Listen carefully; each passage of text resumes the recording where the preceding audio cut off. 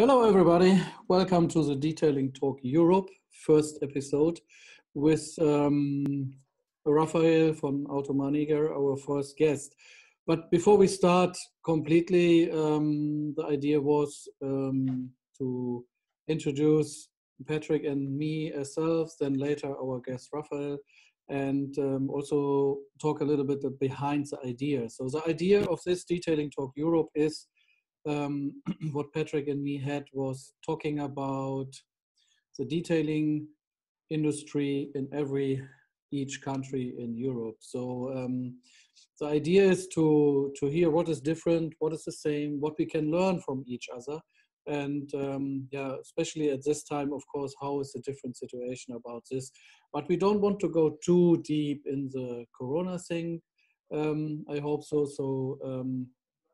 I hope we can talk a lot about how the life is at the normal situation in the detailing scene. So yeah, shortly, my person, I'm from COLOURLOCK. I'm the CEO and the owner from the company Lederzentrum, who produce the COLOURLOCK products. So we are specialized in leather care products. You will find every information on colourlock.com or lederzentrum.de, or for all French people, this is colourlock.fr and so forward. And yeah, so thank you, Patrick, having to share this idea with me, and that we find a point to start now. I'm really looking forward. And yeah, please introduce yourself. Well, I'm Patrick. I'm the CEO of the Rack Company. We are based in the Netherlands. We provide Rack Company products throughout Europe. We closely work with the Rack Company UK, the Rack Company in the US. And from here, we try our best. And I can tell you that works. To provide everybody with Rack Company stuff within Europe. But that's not only Rack Company. We provide them with PNS, Optimum Polymer Technologies. We have Volvos in the lineup. So we have some interesting brands that we are responsible for. And we take that responsibility very serious. So that's who I am. We've been in the business, at least running this business, for 10 years this year. So we have an anniversary. And but we've been in the detailing industry for more than, I think, 20 years already. And this is how we started as a detailer. And from detailing, we got into contact with trade and then trading detailing products. So that is in a nutshell our story. That's what we do. So, and we came up with this idea for the podcast, and I think it is a good idea to have people from Europe telling their story and how they have their life in the detailing industry in Europe. And I think we can proceed with the first guest. Very proud to have him on the show. So maybe Lars, you can introduce him. Yeah, Raphaël is, I think it's easier when you tell a little bit where you are, what are you doing? Yes, of course. Why you're selling detailing stuff, and what is your story? Yeah, sure.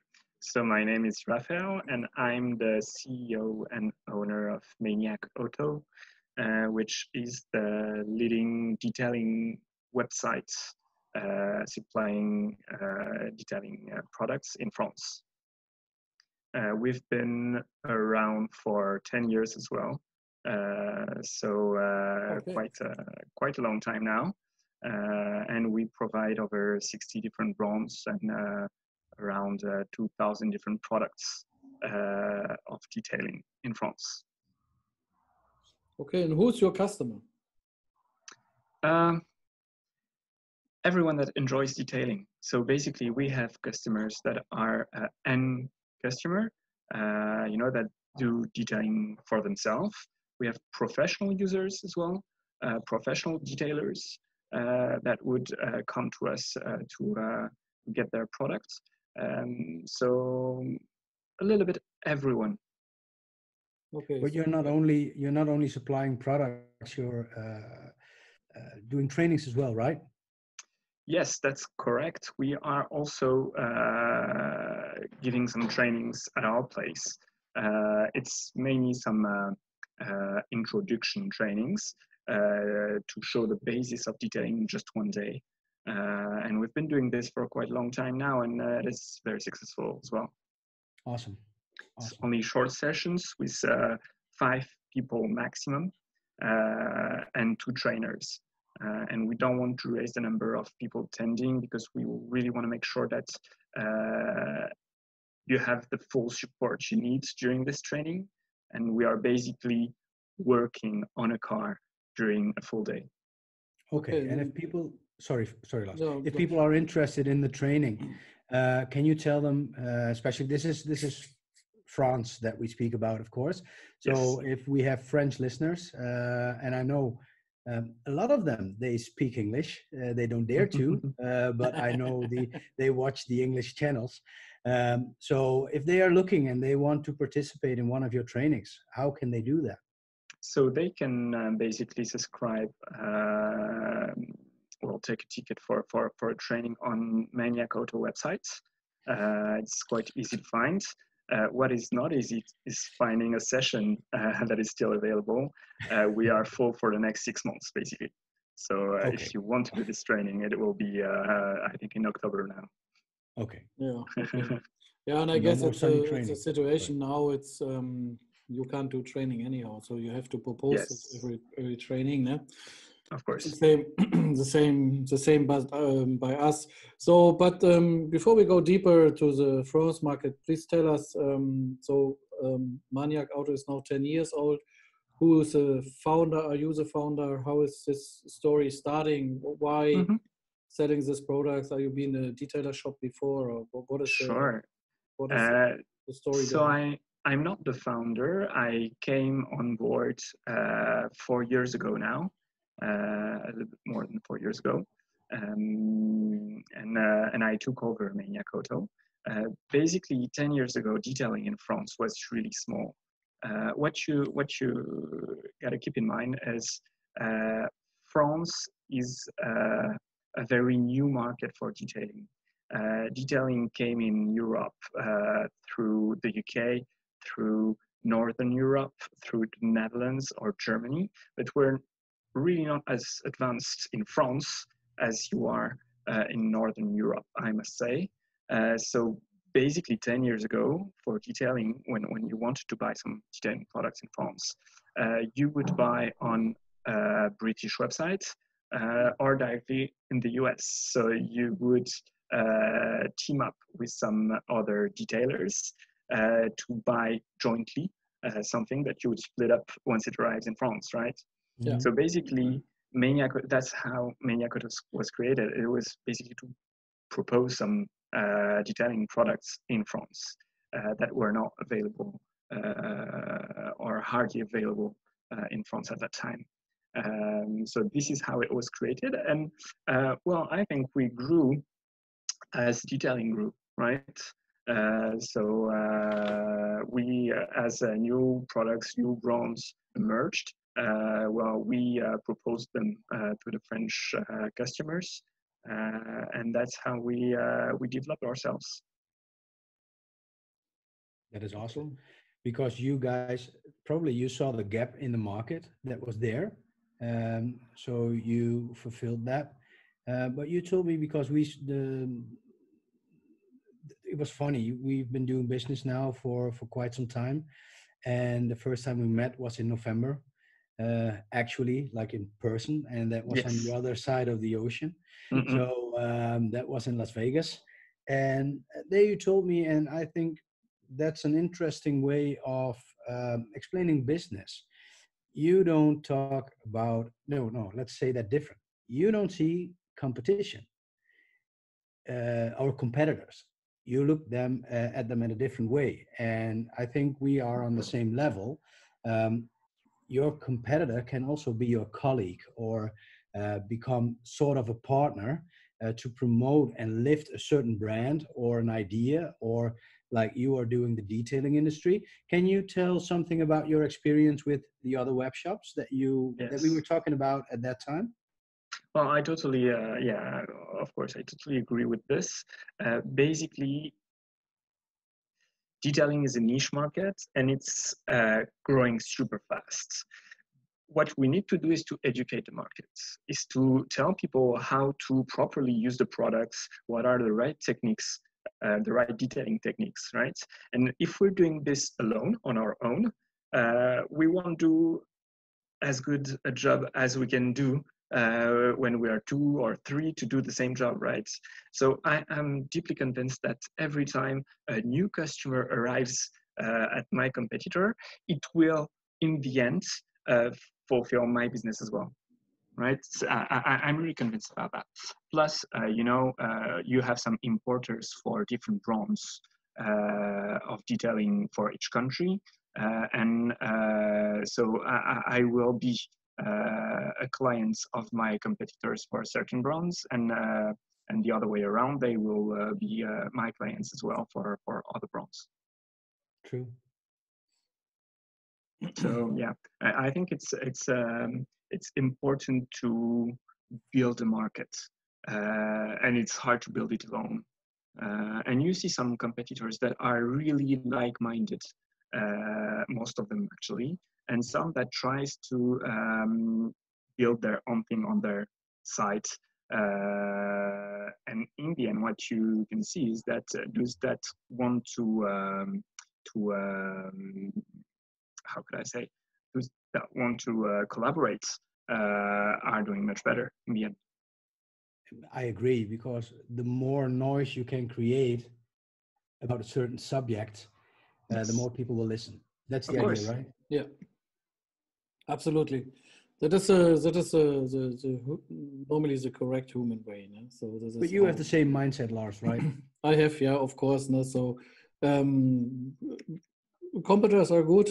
They fight for the same picture, and they have different ways. No? But in the end, more people are noticed that leather and plastic repair is possible to do. So everybody who is showing up what's going on, or what you can do is helpful, and that I think that is the same about yeah, we're always talking about niches. No? I think so. That is one main thing. So we 3 guys are working always in a niche, and a niche has to show what is possible for the customer to do. No? About the detailing market in Germany, because you say, Raphael, the detailing scene or the industry in Germany is maybe bigger than in France. I have a different feeling about this. So I think that Germany is really, really on the start line now. Okay. This word detailing is still not for every guy who do cleaning or care a car use this word. So we use a lot of, we have Autopflege oder Fahrzeugaufbereitung. So we have different words. We don't use so much detailing. It comes more and more popular. I noticed also, and I'm happy about this, as the Automechaniker also now want to do in the whole 12 down a detailing area, and they start to talk to very popular influencers in Germany. The guys who testing detailing products, that they talk to them and say, okay, please come on stage, do a little bit, talk about it, show a little bit what is important, what is not important, and they will call it also detailing. So we still really on the beginning. I mean, we have the decon also. It's a little bit like Waxstock, but with more education character. But that was the first time last year, this show. So it's really, everything is on the beginning. I mean, the US, they found this business. No? They created. So theirs is very big. When you will find people in a normal supermarket, they know what is detailing. But and then it comes, of course, I think about the relationship with UK and the language it comes to UK. And then for me, is Poland also a big country? But we will have another session with a guy from Poland. And so I think the biggest market is UK from my point of view. From my point, then it is Poland, and then France and Norway is more or less on the same level. Of course, France has more potential about the numbers of people who live there. No? Yes. And yeah, Spain is less, Italy is less, and yeah. But yeah, when is Spain? I have to correct that. Spain is really gaining up when it comes to detailers. I have seen since like last year September, I think, we've been more and more involved in Spain, and I was pleasantly surprised about the level of skills that they have when it comes down to detailing. And I can still remember that even Portugal have some pretty good detailers. At the time, like maybe like 6-7 years ago, they had a detailing level and a skill level that was top notch, but they didn't ask for the price. They had a very cheap detail, but they took apart the entire car to detail it, you know? So if you would do that in the Netherlands or in France, you had to pay up to maybe between 3,000 or 5,000 euros to have it detailed like that. And they did it for a couple of hundred in Portugal. That has been changing now, so that's a good thing. Yeah. But the detailing industry in Spain is growing as well. Like you say, Raphael, the detailing industry in general is growing. Yes, the problem that you have in Germany, Lars, is the same problem that we have here in the Netherlands. The problem is that you were referring to autopflege. Autopflege is one word that captures it all. Yes. So if you can hold a polishing machine and you know to find the wall plug, you're already an autopflege. Yeah, that's true. Also, but you can also be like the expert who knows it all, like Div Du. You know, he's one of the experts. He's one of the well-known guys in Germany. And there is a new group of people, a new group of detailers, really putting their influence on the German market. And I think that's good. They refer more to detailing, which you are referring to. So you get the separation. Detailing has been there, but not for the public. For the people who know the market. But this is really the competition. What the real detailer in Germany have now to show the customers or to show the world what is the difference between the car washing, Autopflege, and a detailer. What is the difference? And that they can live and earn enough money that they really can do detailing. How is this in France? Do you have also this two different kind of levels? I guess yes, but is there an understanding for the French people to notice what is the difference between car washing and detailing, or how is this situation? What is quite interesting is as it is really niche in France, the people that are involved in detailing are quite advanced. You know, that's always what you find in niche markets. Is the early adopters are always the most advanced. You know, so basically, if you compare to what you can see in the UK, for instance, an average end consumer. For the average end consumer, I think in France it would be much more advanced than in the UK. They don't just buy a shampoo and a quick detailer. They will go much further than this. And as we are going to grow the market in France, we will have the people that will only wash their car on Sundays. You see what I mean? Yeah. So I think that as we only have the head of the market right now, we have advanced consumer, and we see a lot of end consumer, not professional users, that are applying ceramic coatings, for instance, that are buying some polisher machines, a lot. So that's quite interesting to see, and the more we advance, in the years, the more we see that our average basket is decreasing from a ManiacAuto point of view, and the products are becoming more and more mainstreams. So basically, it means that we are on the good way. We are on the good way to develop this market and to have some normal detailing users or car care users, if you prefer, where it's a little bit of a mix, you know. When you talk about detailing in the US, not everybody has a polishing machine, right? But everybody washes their car on Sundays. True. Yeah. Right, and they like, even if you look at SEMA, right, they don't really care to see where the limits stops between detailing and car care, right? It's not even relevant for them to have this discussion, which seems to be so crucial in Europe, right? That's true. In France, you know, if you look on Facebook or social networks, you'll always see some people saying, "Oh, this is not detailing. This is just car valeting. This is car care. This is," and you know, trying to put a word on it. And I think this is because we are still very niche on detailing, and as we're going to expand, we won't care at all about this difference. True, because people will notice the difference eventually. Sure. You know, so now everybody is trying to cover their ground, you know, to make themselves more important than they actually need to be.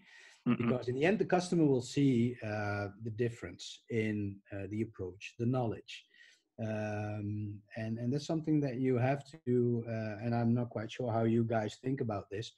A detailer has to be careful with the knowledge towards the customer as well, because the more you tell them, the more you want to show how experienced you are, the more questions you will get in return. And when they pick up the car, they have many questions for you. And that can be a downfall as well, if you know what I mean. So you can create your own trap this way if you're not careful, you know. So sometimes and I say this like flat out, it is like the dick measuring contest, you know. So if you don't have this polisher, you're not a detailer. If you don't have this, like if you don't work with COLOURLOCK, you're not a professional. It's not like that. Which is true, right? What is true, of course. I know we have people in favor for COLOURLOCK at this meeting, you know. So, but no, but you know what I mean, right? So it is not about a specific brand. I think a good detailer, but that's my opinion. Of course, I want them to use Rack Company, Optimum, COLOURLOCK, and everything that you sell as well, Raphael. But the thing is that a good detailer is looking for the best product that works for him or her, because that's something that we see more and more. I'm not quite sure how that is in France, but we see more female detailers, which I think is also a good sign that the detailing industry is getting wider and wider in attention. Absolutely. We see a little more women in detailing, but it's still very marginal, to be honest. Yeah. Which is a pity. I mean, that is now you're talking also a little bit about professional or not professional, or you know, who is on the point when we talk about professional. So when you go deep inside of the knowledge and you are always open to educate yourself and learn more and take always a learn curve, then you are a professional, and then you can be also a detailer. That is. You know what I mean? So, and it is not, you are not a detailer when you take this product, or also by the leather repair. When you are a good leather repair, so for example, my guy who does a training here in the workshop, Burim, he can do an awesome repair with every product, not just with our product, you know, because he knows how to mix and match a color. He knows how it has to feel. How many heats he needs, how much dollar, not dollar, and of course he's used to it, how to use our products. So with our products goes faster, quicker, and he knows before what kind of products he needs. But when you give him a different system, of course it has to be a good system. Yeah. There's also things on the market what is just good, you know. So he needs that is I mean that is always in the end, when you take rubbish you will get rubbish, no? So we say in Germany, when you buy something cheap you pay double. Yeah. Yeah, it is. So of course, but what I want to say, so you need your interests have to be there, your knowledge have to build up, you have to be open to learn every day again and and then you will find a way to come a professional and in the end a detailer. Yeah. So Yes. Raphael, what is about the business with dealerships? Is this the France dealership? Are they interested to that the car? I mean, new cars. Is it a business that they say, okay, we want to prepare the cars a bit nicer, they can come from the factory, or is it no interesting in what is about all the cars, the lease cars who come 3 years later back? Is a business that they? So I think for new cars, you have two different markets. You have the dealerships that ask detailers to make some protection, mainly ceramic, and then you have the owners of the car, which know about detailing, and they buy a car and go straight to a detailer to have it protected. Okay. And so you see both markets. It's still emerging, to be honest. You don't have a lot of dealerships that offer this kind of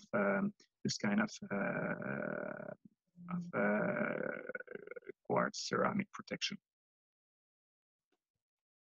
But is that something that you see changing as well? That dealerships get more and more interested because everywhere where there is money to be made, dealers get involved, So, and if they can take their share, they're willing to. I think it changes slowly. The problem you have when you're a dealer, when you have a car dealership, is that it's hard to explain to someone that a new car is not perfect. See what I mean? Yeah. And honestly, you go in a car dealership. Raphael, this is the main thing in Germany. Yeah, of course. Obviously, everywhere, a German right? man say, "Why protecting? It's a brand new car. Do you think Mercedes, BMW, or Audi don't know what they have to do?" Yeah, and I guess it is perfect. Or you will buy, you will sell me a used car, or what are you telling me? that is really what that is a hard thing.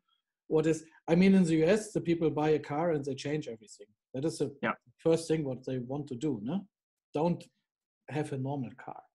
and it's not only about protection, right? If you go in a car dealership with some lamps, you'll find some crazy swirls all over the body shop, right? So all over the paints. So basically, it's hard when you're a car dealership to explain to your customer that the new car that they're buying is not perfect, right? And they should pay like 2,000 more to get it fixed without swirls, without swirls and protected. So that's a problem. Yeah, that's the same here. I don't know, how is it in Netherlands? Is it the same situation or? Yes, 100% in the beginning, because the RAC company, as we run it, is a daughter company of Optimum Car Care. And another daughter company that we have is OptiCoat, so coating related.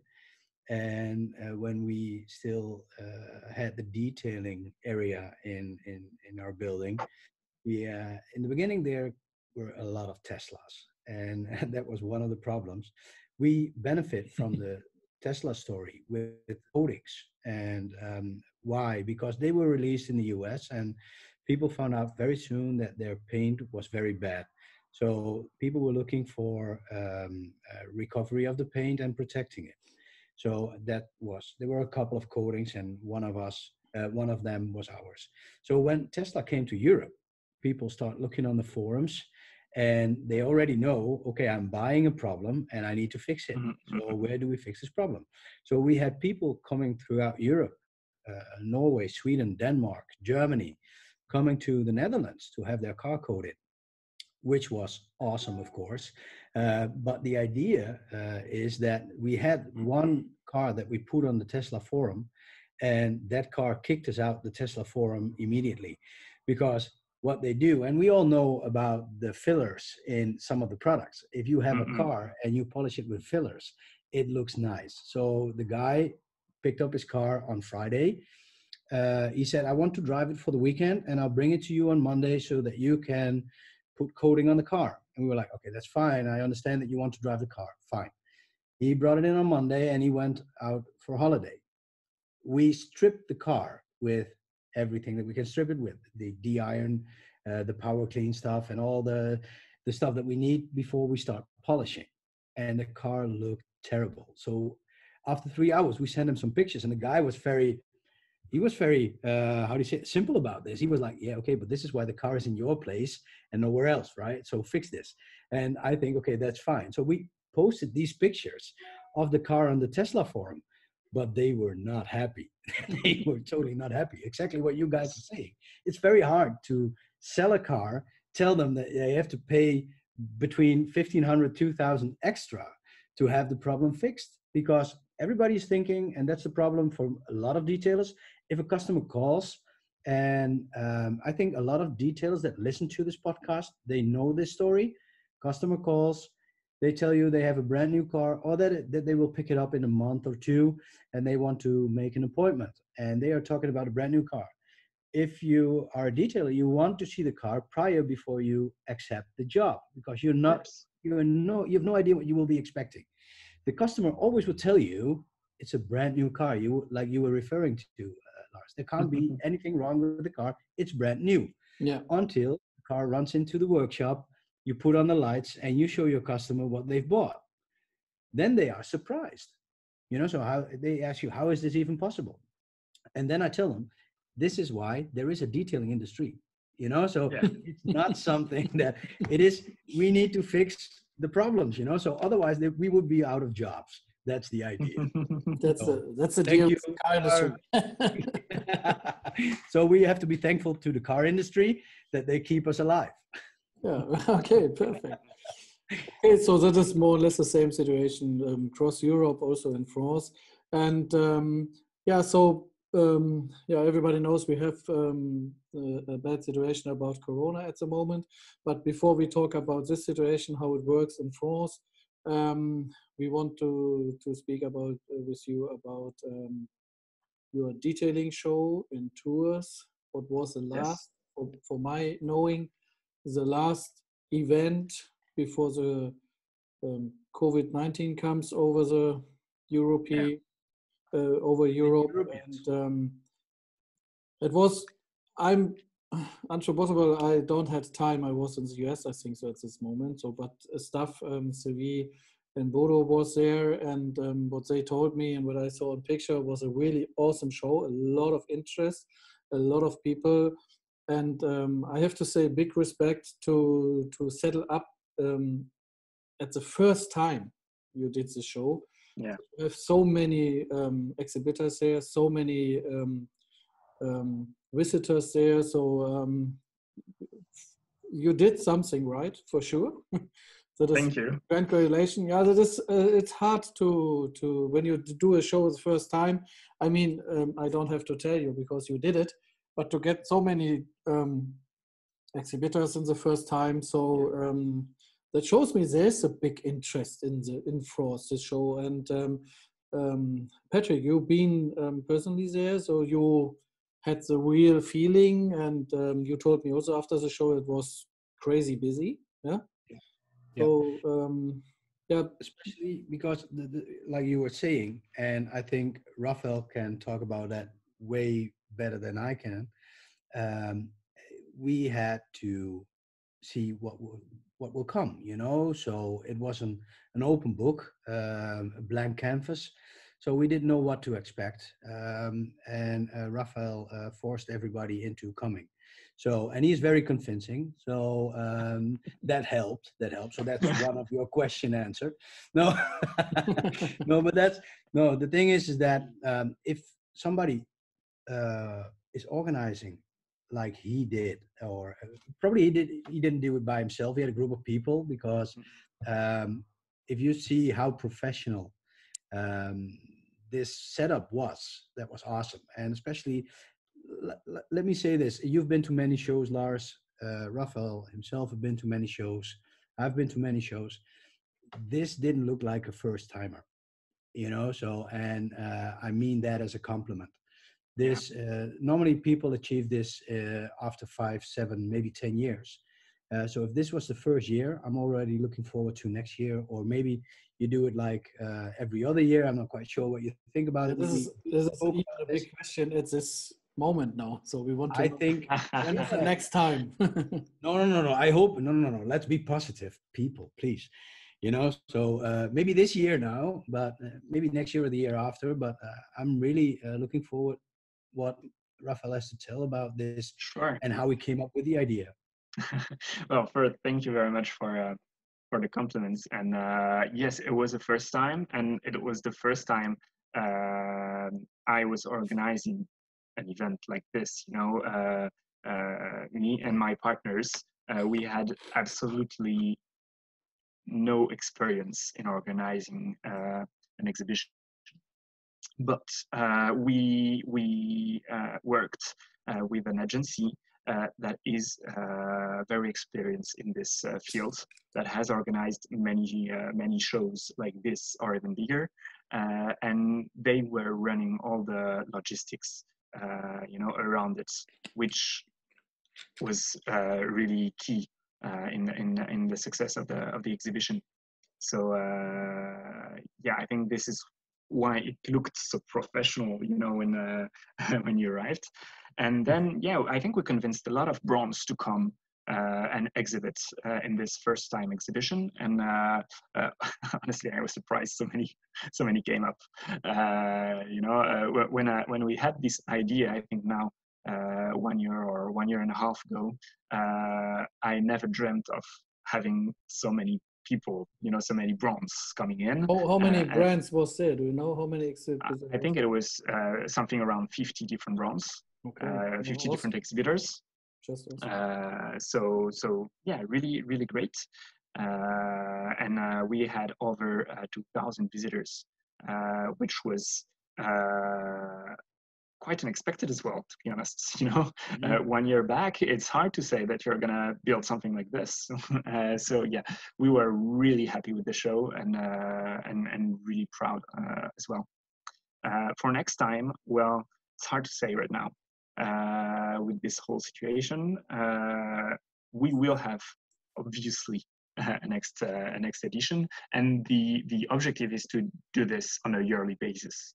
The only thing is next year we still don't know when we will be able to do it. So I don't want to say it will take place next March for sure. It's not possible to say Too this. risky at the moment. Yeah, totally. And we were lucky in a way that we could do this show just before every exhibition was cancelled. Yeah. And lucky that everything went well during this exhibition as well. Yeah. And was it international, or the 2,000 visitor?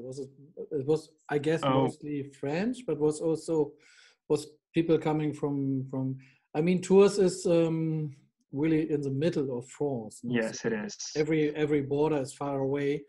But most of the visitors came from France, yeah. But some came from Belgium, some came from Switzerland, some came from overseas as well, flew for the exhibition. So we have some examples of people coming in from outside of France, but like probably over 95% of the people were coming from France. Okay, and why you pick this this location or this town, Tours, or not? This outside of France, everybody thinking this Paris and countryside. Yeah, I know. Well, as you mentioned, Tours is a really central location in France. So basically, within 4 hours drive, you can go not everywhere in France, but to a lot of places in France. And this made it, and really, we had people coming in from everywhere in France. We have a lot of people that drove 6, 7, 8 hours to come to this show, right? They've been waiting for this for so long that they wouldn't want to miss it. And so this is the main reason. Basically, if you are in Paris, if you do this show in Paris, it will be much more difficult for people coming from the south to drive in.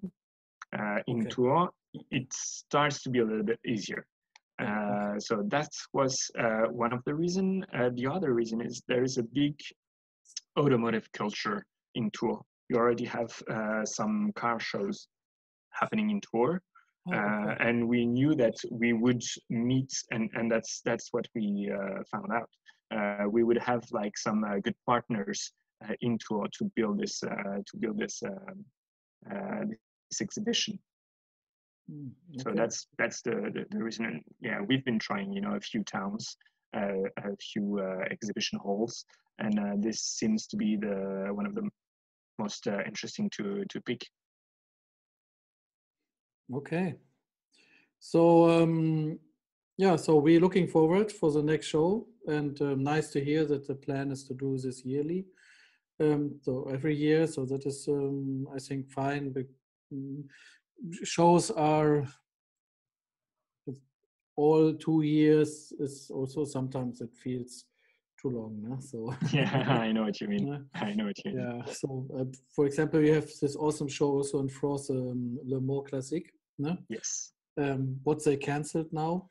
Yesterday we get the letter. What is very, very sad, because it's an awesome, nice, beautiful classic car show on the racetrack in Le Mans. And this is also every 2 years, and it is. I know it's a very big event, so that I think that is the reason why they do it all 2 years. But to wait always 2 years is very hard for people who like this kind of show. So good to hear that you will do this every year. So Raphaël, we are also interested in how the detailing market is in France. So what I mean, what kind of businesses is this? Is it a one-man show mostly, or and are the people you're for professional detailers, right? Yeah, professional detailers. Yeah.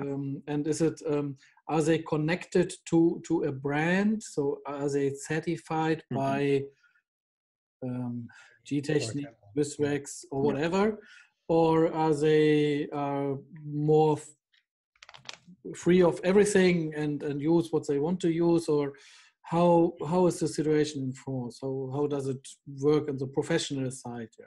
You find a little bit of everything. Well, mainly it's one-man shows. You don't have a lot of detailing centers where a lot of people work. You have some, but really not many. And what we see is mainly, one people company doing detailing. Then about the networks, the brand networks, yes, you have all the main brands that are represented by detailers in France. So you'd have Gion, you'd have Carpro, G-Technik, all of them basically. And you'd have like some certifications, but you also have some detailers that do not work with certifications, or would have like one certification and work with a lot of different products. So you see a little bit of everything. I'm not sure exactly how it works in other countries, but probably the same. Okay, and do you have organization on top, like the IDA, or is the IDA active in France? Yes, it is. Actually, if it's I think it's one of the main markets in Europe, outside of the UK, obviously. But yes, the IDA is active in France. Okay, and do we have also an own association, or the No. France association? No. So There is, I asked this because we have in Germany the Verband Deutscher Fahrzeugaufbereiter, I think so. Also, it's like it's the association of the German car care and clean.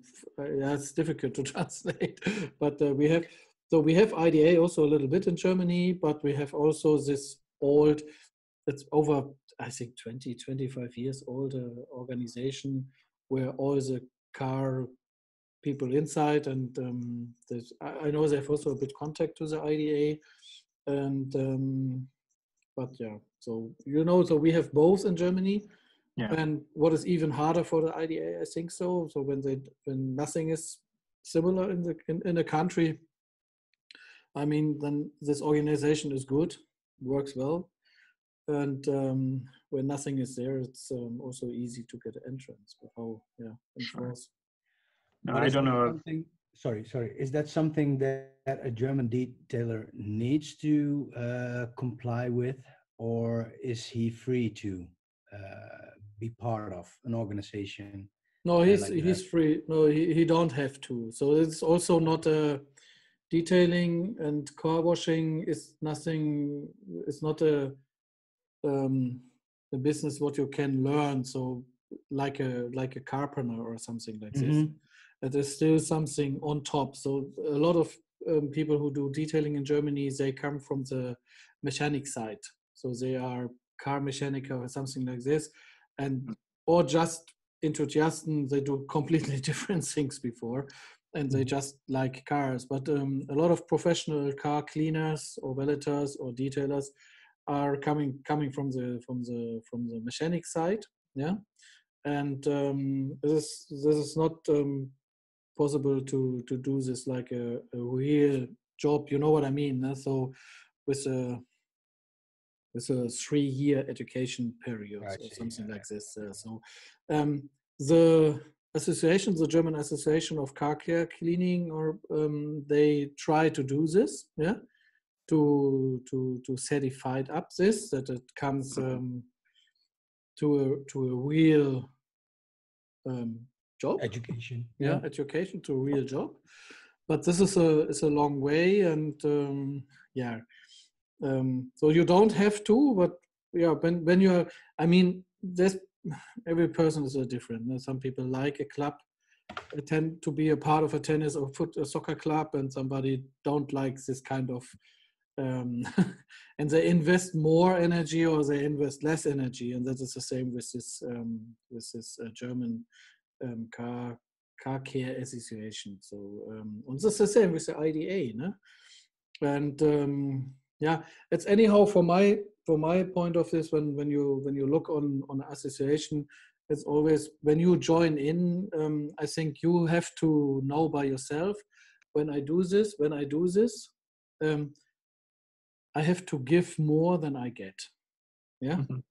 That is just Makes sense. when you have members who are open to give more than they hope to get. Yeah. So you need people, they want to share his knowledge. You need people who want to fight for this business and when you find members like this, then association works. And if not, it comes very hard. And this is I mean, this is one thing what is in the American DNA. You know, they always ask you, what can I do for? No, not German people are not so 100% like this. So they always also look a little bit, where's my benefit? No? Yeah. Especially in compared to the US people, you know what I mean? So it's still fine in Germany. I think we are all over a friendly folk. But this can I help you? What can I do for this group or for this association? And I want to be a part of it. What is my part? This is a American way. I think so. I don't know how in France it is, but Probably the same way. The thing is also IDA is pretty new in Europe, right? Yeah. And it is a network. That's like and today, if you look at it, it's an American network that needs to be internationalized. We're working on it, but the reality today is that it's an American network. So we need to build this network in Europe as well. Agree. Yeah, I'm agree also. Okay, so I think we have last 5-10 minutes. So the idea was to do more or less 1 hour. We don't talk about Corona, so but Corona. One small thing about Corona, because we were talking about having John Hall from Clean and Shiny on the show. Yeah. And I've contacted John, and John has catched the coronavirus. He's been in the hospital for 1 day, but he's at home and he's recovering every day. So he sends out his love, and he loves to be on the show, but he don't want to bother us with his coughing. So I told him, when you're ready. So that's the thing I want to say about Corona, and I wish him all the best, and everybody who suffers from it, of course. Yeah, of course, I wish him all the best and quickly healthy. And John Hollis knows the first person I know who has the coronavirus. Well, at least then you know one. Yeah, I hope so. Yeah, but I want to hear, how is the situation? What is about your business? Is it still allowed to work for you? Can you ship products? How does it work in France? Because we here outside of, so in Germany, I don't know what you hear in Netherlands, Patrick, but in Germany, we hear everything is locked down. It's very difficult. Our partner, our COLOURLOCK center, who do the trainings in Strasbourg, is not allowed. Of course, for him, it's not allowed to do training. So it's really a worse situation for Christoph at the moment. And right now in France. Yeah, how's the situation, and how's the situation for detailers? How's your situation? Right now in France, businesses are not allowed to have public, right? Mm-hmm. So if you're a shop, you cannot work on. Not if you're selling some first necessity goods, but otherwise, if you're like if you have a detailing shop, physical shop, you're not allowed to work. But if you do not deal directly with public, you can still work. So that's the situation in France right now. So a lot of companies are still working. What we do here at ManiacAuto is that we limit the number of people coming at work to the minimum. Basically, everybody that can work from home does it, obviously. But we still have a very small team that is dealing with all the shipments. And the shipping companies, some of them at least, are still working. So yes, we are still working during this this crazy time. Okay, so when I have a detailer shop and I don't have contact with my customer, so he brings a car, puts the key in a post box, then it's fine. So I can, or honestly, I don't know. I'm not a detailer. I don't have a detailing a detailing servicing company. I guess it's fine. I haven't really looked into it, to be honest. What we see is that we don't have. We see that we have way less orders from professional these days. So I guess it is, even if you're allowed to work, it's really like I guess your clients are canceling their appointments a lot. So professional users, professional detailers, are mostly out of business these days, even if they are, which I don't know, but even if they were able to work. And what is about, they don't have income. So a lot of people in France have no income. How does it work? Do you? It's quite hard for detailers. The government is helping you, or? Yeah, basically, if you have a company and you receive a salary from your company, if you cannot work anymore, the government will cover up for that. But when you're a detailer, you don't get a salary. Basically, when you are a detailer, it's your own company, and I don't see how you can be helped by the government right now. So yes, it is very problematic not to work for these days for detailers. Okay. So when you employed in a company, in a bigger company, for example, and it's not allowed to work, there's the government cover up for 100%, or is it? Yes, right now, yes. Oh, really? Okay, that's Mm-mm. nice. Basically, if you're a company and you cut your business by two, you can say half of my staff is unemployed temporarily, and the government covers up 100%. Okay. You have That's a good to situation. you have to justify that business is actually down and the people are really not working. Yeah, of course. Yeah. You get this.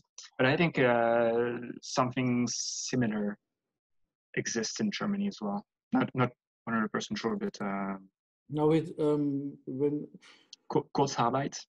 Kurzarbeit is a Yeah. main word in Germany at the moment. Yeah. Yeah. So yeah, we have this lucky situation that it's still allowed for us also to do business. Of course, the car industry, furniture industry, furniture houses, and all of this are closed, so we don't have any business from this area. And it's very different across the global, also very different inside of Europe.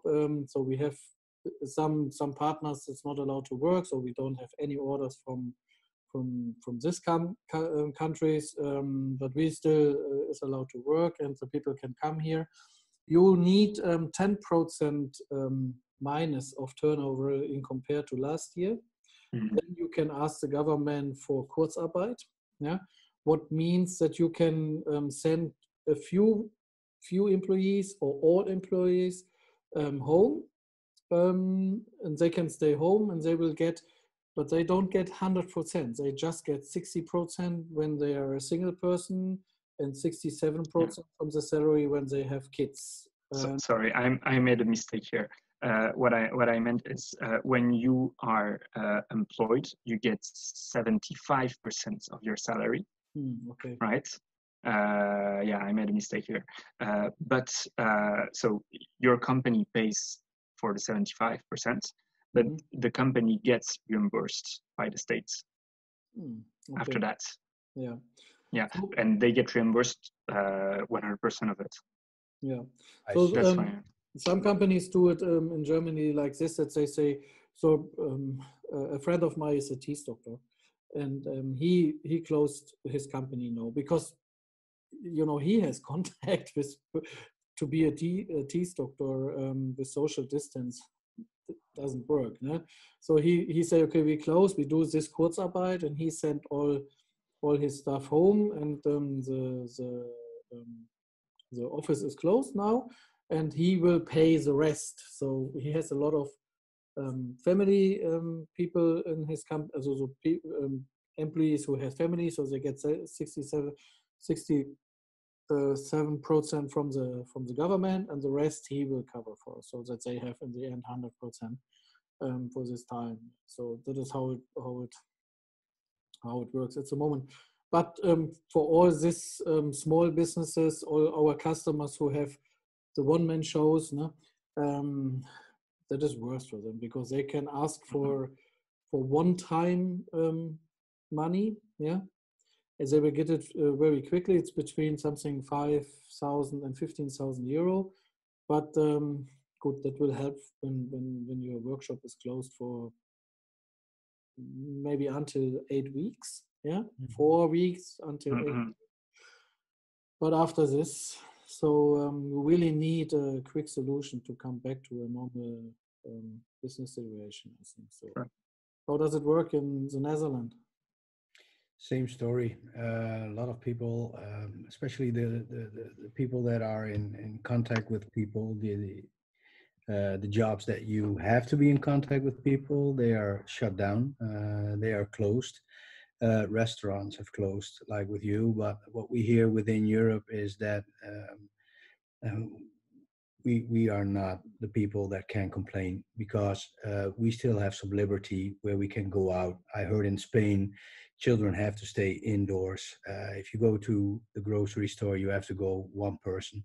That's also the same here in the Netherlands. If you go to a supermarket, you're only allowed to go in by yourself. But what I see, and that scares me a little bit, is that people, the way people react.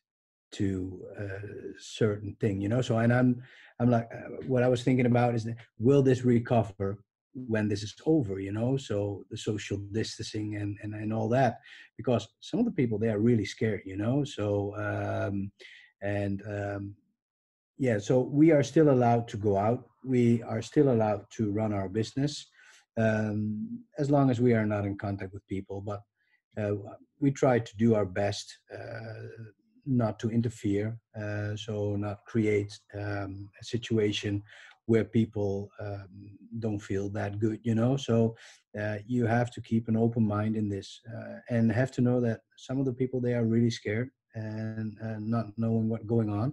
So this is special for everybody. COVID-19 and the pandemic, this is something that nobody of us experienced before, you know. So how cope with this and how long will it last? I know China now is getting back to normal all of a sudden.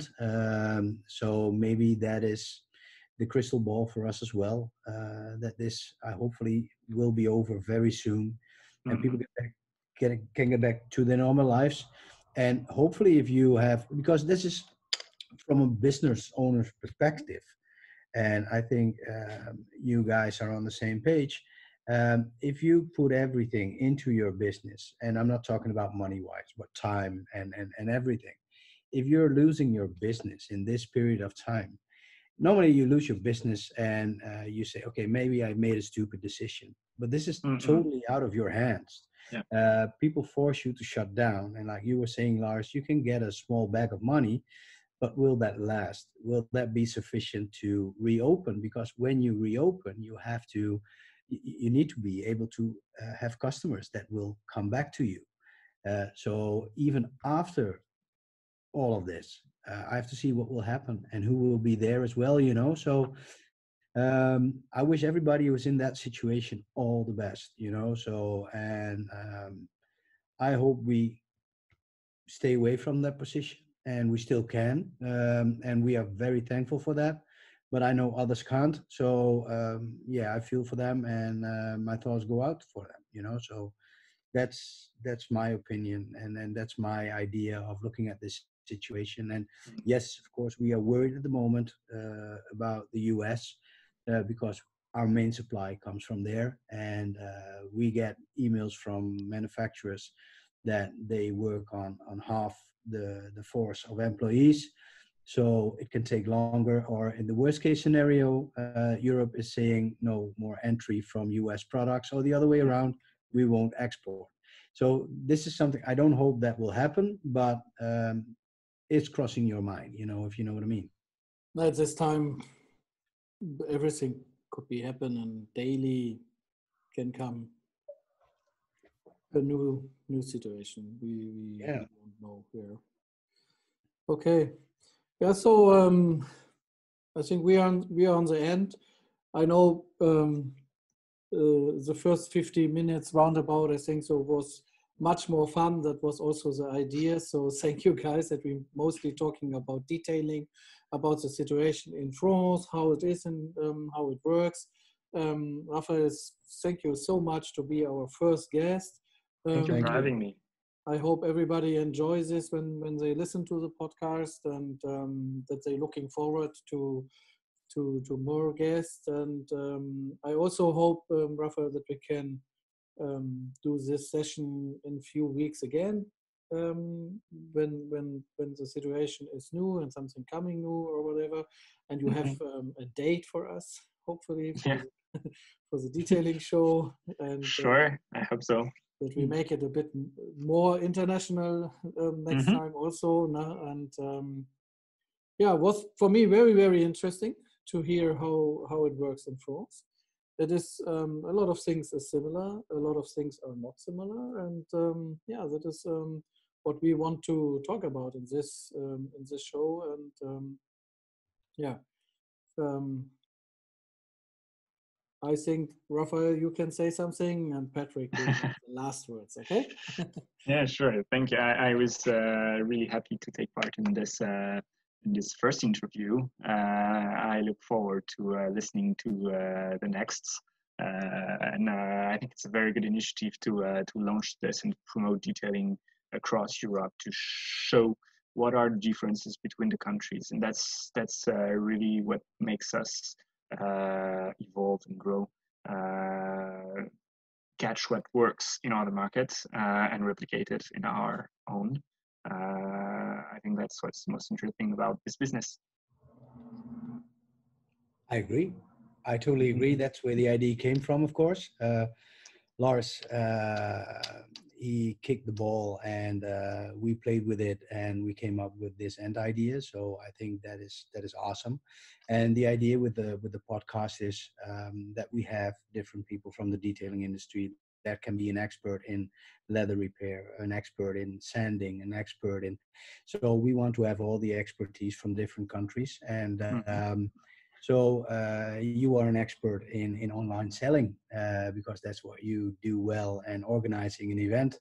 You've shown that as well. So still have to thank you for that, because that was an awesome show, and we were glad to be part of that. And yes, yeah, we're looking forward to the next show and having you on there as well in the future. And like Lars said, hopefully with better pleasure. news and a date, that will be awesome. Great. Let's do this. Okay. So thank you guys, and enjoy Eastern. Thank you. Great. Bye-bye. Bye-bye.